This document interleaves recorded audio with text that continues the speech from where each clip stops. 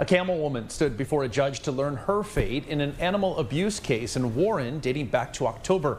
Corey McRae was in the courtroom where the verdict was read. He joins us now with the details. Corey. Derek, good evening. The defense team in the court has been working to get clarity restored to competency after a plea of not guilty by reason of insanity.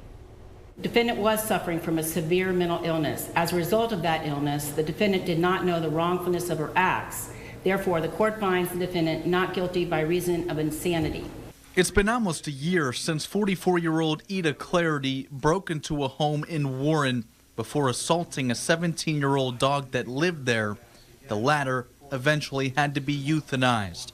In October, Clarity's attorney filed a not guilty plea by reason of insanity and requested that a competency evaluation be done.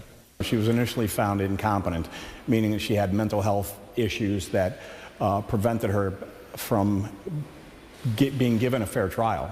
In June, her competency was restored. A jury trial was waived and a trial to the court took its place.